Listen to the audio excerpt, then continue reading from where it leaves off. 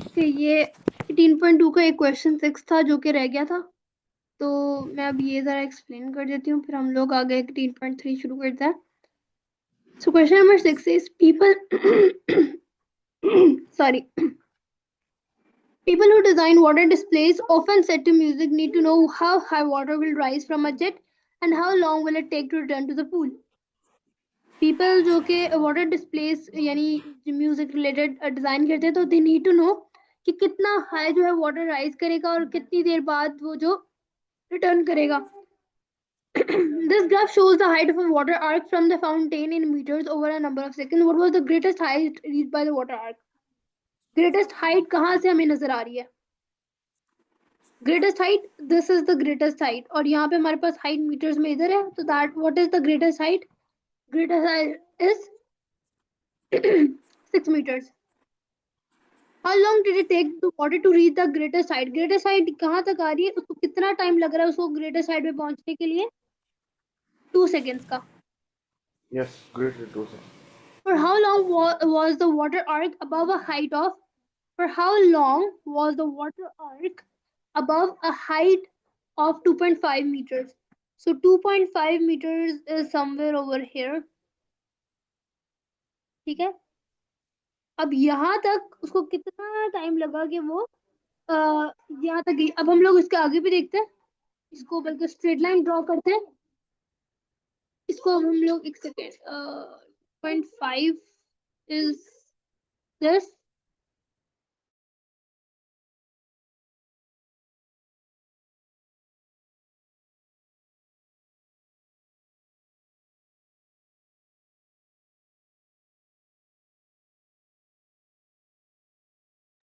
Okay. उसके बाद यहाँ पे ये जो हमारे पास आ रहा है दिस इज 0.5, और यहाँ पे ये वाली लाइन जो आ रही है this is going to be 3.5। तो उसने कहा है कि कितना आर्क जो है वो अबव है हाइट के, कितनी देर तक जो है। क्वेश्चन कह रहा है कि आपने 2.5 मीटर्स के ऊपर वाली हाइट का देख लिया, जो कितनी देर तक ऊपर हाइट रहती है। बात समझ आई है सवाल की? कि जो आर्क है ऊपर, ये कितनी देर तक जो है ये 2.5 मीटर से ऊपर रही, तो कितनी देर तक यहाँ 0.5 को एक इंटरसेक्ट करिए यहाँ पे लाइन, और यहाँ पे 3.5 को करिए, तो यानी 3.5 से लेकर 0.5 तक का जो आंसर होगा इतनी देर तक वो रही, यानी कि कितने seconds? 3.5 minus 0.5 will be 3 seconds. This will be 3 seconds. इसका आंसर क्या था? 6 meters. This was 2 seconds. How far did the water rise?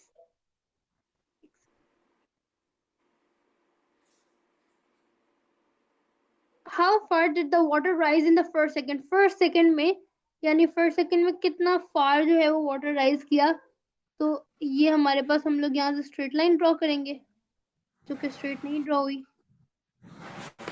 वो कुछ 4 के ऊपर है, 4.5 इस तरह। और around 4.5, ठीक है, चलो 4.5 ही कह देते हैं। What do you think? Why do you think this graph shows only positive values of height? क्यों सिर्फ water positive values show करा रहा है? कि वाटर डेफिनेटली वाटर हाइट जो है नेगेटिव में तो नहीं जा सकती ना, वाटर की हाइट, वाटर की हाइट नेगेटिव में तो नहीं जा सकती, क्योंकि वाटर की हाइट तो ग्राउंड से शुरू होगी।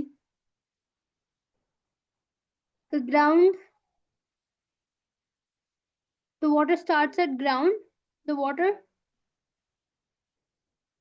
स्टार्ट्स फ्रॉम द ग्राउंड,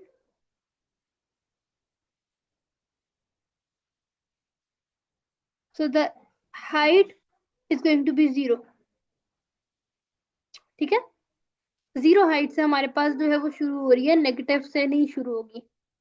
तो इस तरह से क्वेश्चन नंबर 6 जो है 18.2 का इस तरह से सॉल्व होगा। अब हम लोग 18.3 करना था आज, तो हम लोग यहाँ से स्टार्ट करते हैं। हम लोगों ने कॉर्टिक फंक्शंस को ड्रॉ करना है, स्केच करना शुरू करना है। स्केच करने के लिए हमें कुछ कैरेक्टर, एक होता है प्लॉट करना। प्लॉट करने और स्केच में क्या फर्क है? प्लॉट का मतलब होता है कि आपको कुछ पॉइंट्स दिए जाते हैं, आप उन पॉइंट्स को फॉलो करते हो और आप एक लाइन ड्रॉ करते हो ऐसे। स्केच में क्या होता है कि आपको पता है कि इसने यहाँ पे जाना है, इसने यहाँ पे लगना है, ठीक है, तो और इसने यहाँ पे टच करना है, तो आपको पता है आपने इन तीनों पॉइंट से गुजारना है। ठीक है, आपका मेन मकसद जो है वो मकसद ये है कि आपने इन तीनों पॉइंट से गुजारना आपका मकसद है। हो सकता है इसका इसका आंसर जो है वो ऐसा करके हो। ठीक है, पर वो आपको एक टॉप लेवल यहाँ पे भी बताएगा कि आपने कहाँ तक जाना है। स्केच का मतलब होता है कि आपने एक लाइन ग्राफ के पॉइंट्स को प्लॉट नहीं करते, आप ओवरऑल एक जनरल स्केच करते हो। आपको पता होनी चाहिए कि आपकी शेप जो है, first thing, x square positive है या नेगेटिव है। अगर एक्स स्क्वायर पॉजिटिव है तो इसका मतलब है कि आपका यू शेप रहेगा। और अगर आपका नेगेटिव जो है होगा तो वो इस तरह से शेप होगी। ठीक है, ये बताना चाहिए। और अगर y इंटरसेप्ट कहाँ पर होगा, y इंटरसेप्ट हमें पता चलेगा जब हम लोग x को 0 रखेंगे। जब x को 0 पर चल रखेंगे तो हमें पता चल जाएगा कि y इंटरसेप्ट कहाँ पे जाके जो है वो y एक्सिस पे कट कर रहा होगा। तो ये हमारे पास आंसर आएगा y इंटरसेप्ट। हमें फिर जब ये दो तीन चीजें पता चल जाएंगी तो हम लोग एक उसके बाद हम लोग x इंटरसेप्ट को भी मार्क करते हैं। जैसे ये वाला एग्जांपल देखते हैं। उसने कहा है आपने स्केच करना है ये ग्राफ। अब आप देखो ये एक्स स्क्वायर है, एक्स स्क्वायर से हमें क्या पता चला, एक्स स्क्वायर से हमें क्या पता चलता है? एक्स स्क्वायर से पता चलता है कि पॉजिटिव है। पॉजिटिव है और उसकी ऐसी शेप बनेगी। यू शेप है, पैराबोला है। पैराबोला है, अब पैराबोला है, यानी इसकी वैली वाली शेप है, हैप्पी फेस वाली शेप है। पैराबोलिक। पैराबोलिक, दोनों ये भी पैराबोलिक होता है। This is also parabolic, this is also parabolic. So इसमें कोई डिफरेंस नहीं है, पर ठीक है।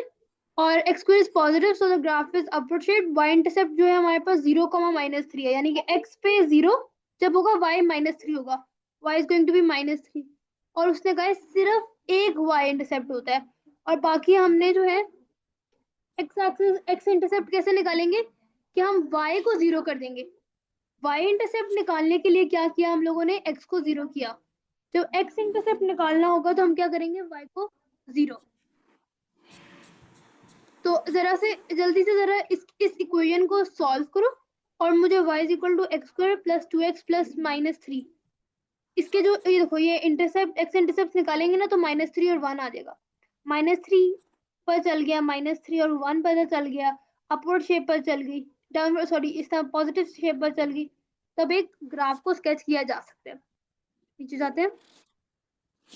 ये देखो एक्स इंटरसेप्ट फाइंड आउट करने का क्या तरीका, you can find the x intercept by making y 0 equation and solving for the x.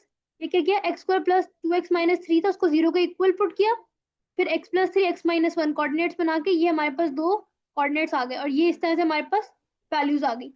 Turning point निकालने का क्या फॉर्मूला होता है, x is equal to -b/2a। तो इसको कैसे निकालेंगे कि हम लोग अब ये वैल्यूज जो ax² plus bx plus c है इस तरह फॉर्मेट में हम लोग इसको अप्लाई करेंगे, सब्स्टिट्यूट करेंगे और हमारे पास आंसर आएगा। इसकी वर्क एग्जांपल देखते हैं। ये बल्कि ना एक काम करो कि जल्दी से यहाँ पे मैं एक इक्वेशन लिख रही हूँ, i इज इक्वल्स टू, मुझे पर बाहर से आकर मैं बैठ गया। ओहो जल्दी करो ना। ठीक है, ये मैंने इक्वेशन दी है।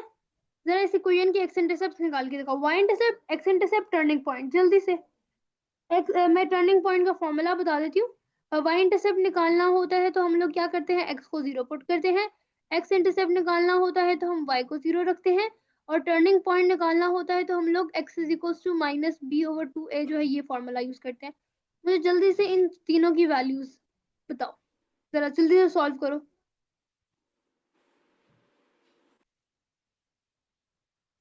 ओके, तो आपने जो अपना वाई इंटरसेप्ट जो निकाला ना वो सही निकाला है, वाई इंटरसेप्ट आपका 6 है। एक्स इंटरसेप्ट आपने जो टर्निंग पॉइंट है वो आपने सिर्फ -1 निकाला है। सिर्फ -1 विल नॉट वर्क। इंस्टेड आपको क्या करना पड़ेगा, x is equal to -b/2a के थ्रू आपने आंसर निकाल लिया, x is going to be -1। पर आपको कोऑर्डिनेट चाहिए होते हैं, सिर्फ पेयर कोऑर्डिनेट चाहिए होते हैं। -1 तो आ गया, तो दूसरा कैसे निकालेंगे कि -1 को सब्स्टिट्यूट करेंगे इन द मेन इक्वेशन। तो मेन इक्वेशन में जब मैं सब्स्टिट्यूट करूंगी तो -2 -1 स्क्वायर -4 -1 प्लस 6। तो माइ 1 का स्क्वायर -1 का square 1 -2 plus 4 plus 6, 6 plus 4 is 10, 10 minus 2 is going to be 8। So ये -1, 8 जो है ये हमारे पास कोऑर्डिनेट पेयर आ जाएगा, ये टर्निंग पॉइंट है। एक्स इंटरसेप्ट भी आ गया। अच्छा, y इंटरसेप्ट आपने क्या निकाले? y इंटरसेप्ट क्या निकाले? मुझे y इंटरसेप्ट क्यों नहीं नजर आ रहा आंसर? सॉरी, x इंटरसेप्ट क्यों नहीं नजर आ रहा आंसर में? 0 आपने पुट कर दिया y को। उसके बाद आपने एंड पे मुझे बस ये नजर आ रहा है 3 - 2 = x², फिर आपका घुटना आगे आगे मुझे कुछ नहीं नजर आ रहा।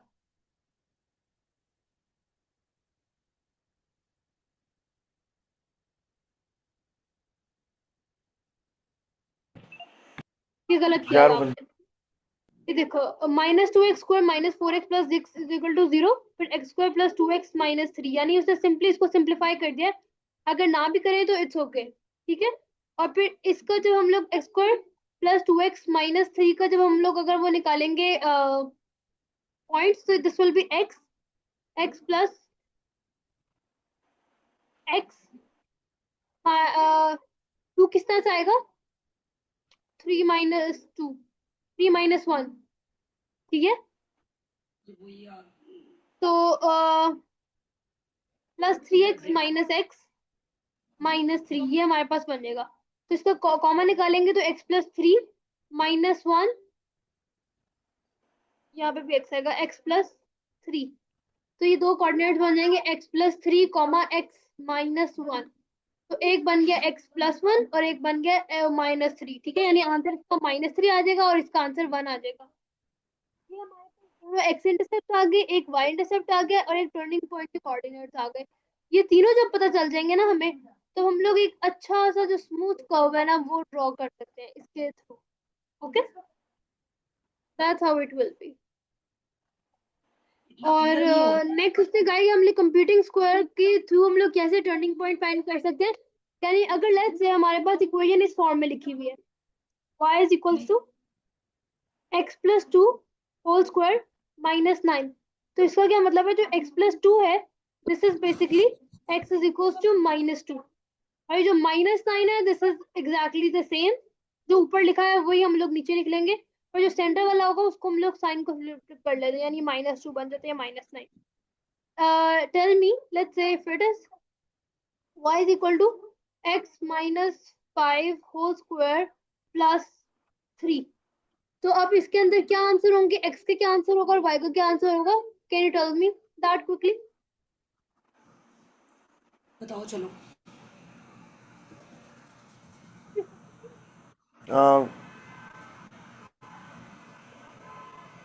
एक का है आंसर -5, ओके,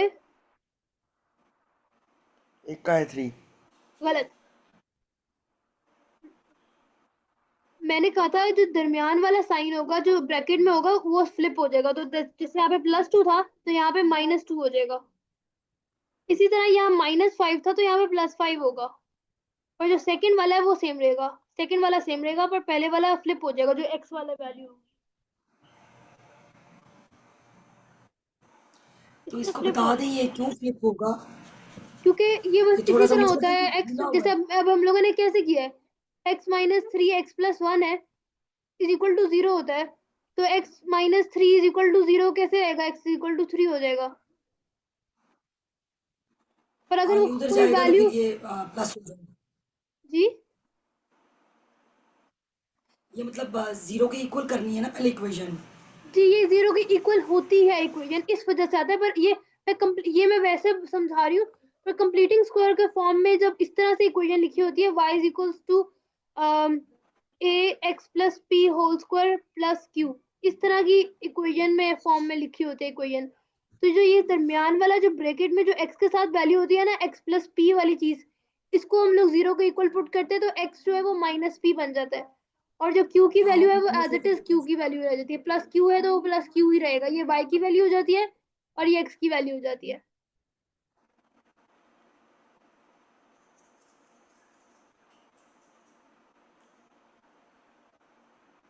लेट्स से एक और क्वेश्चन देती हूँ, उसके अंदर मुझे बताओ।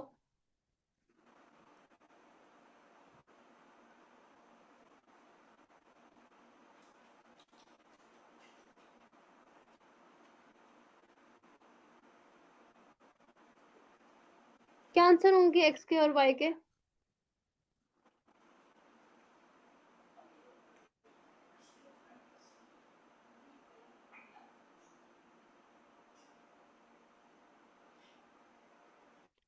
एक्स का क्या आंसर होगा और वाई का क्या आंसर होगा? -9 और -3 कहाँ? गलत। ब्रैकेट नहीं, x इज इक्वल टू -5।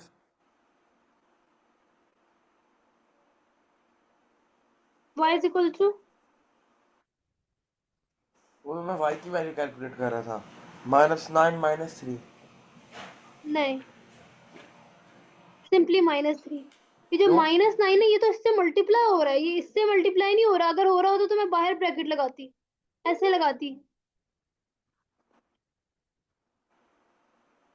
अगर ये -9 सबसे मल्टीप्लाई हो रहा होता तो मैं तो ऐसे ब्रैकेट लगाती ना। ये देखो, अगर a is equal to X plus one whole square plus b है, तो ये a सिर्फ इन दोनों से मल्टीप्लाई हो रहा है, a ब्रैकेट के अंदर मल्टीप्लाई हो रहा है, a b से मल्टीप्लाई नहीं हो रहा। अगर हो रहा होता तो इसके दरमियान में ब्रैकेट होती, यानी अगर हो रहा होता तो मैं ऐसे लगाती, ऐसे लगाती तो हाँ ये इधर भी मल्टीप्लाई हो रहा है, ये इधर भी मल्टीप्लाई हो रहा है। और ये वाला ये सिर्फ इधर मल्टीप्लाई हो रहा है, इधर मल्टीप्लाई नहीं हो रहा। एक और क्वेश्चन देती हूँ।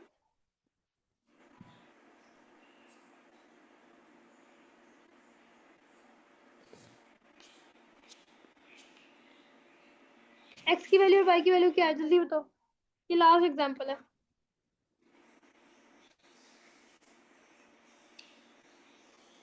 ओके,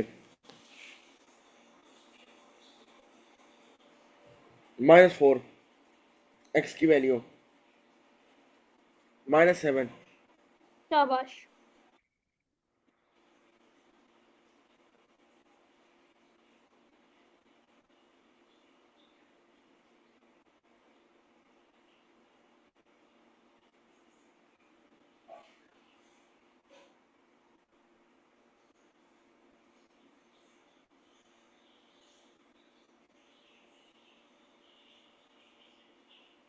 जल्दी बताओ एक्स की वैल्यू और वाई की वैल्यू।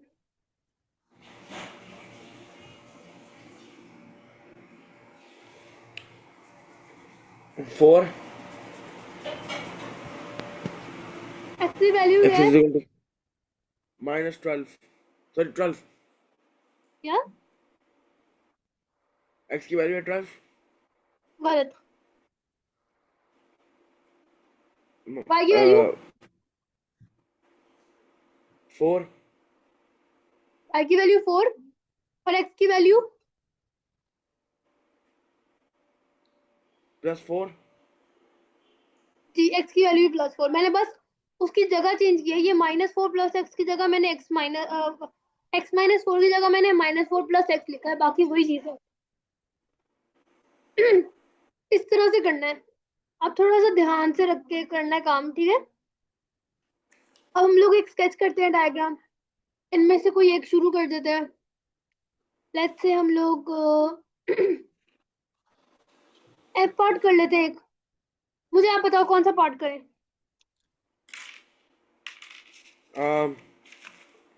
जी पार्ट। जी पार्ट, ठीक है। जी पार्ट, एफ और जी करा देती हूँ फिर। ओके, मैं अब नेक्स्ट मीटिंग में स्टार्ट करती हूँ 18.3 ये एक्सरसाइज सॉल्व करना।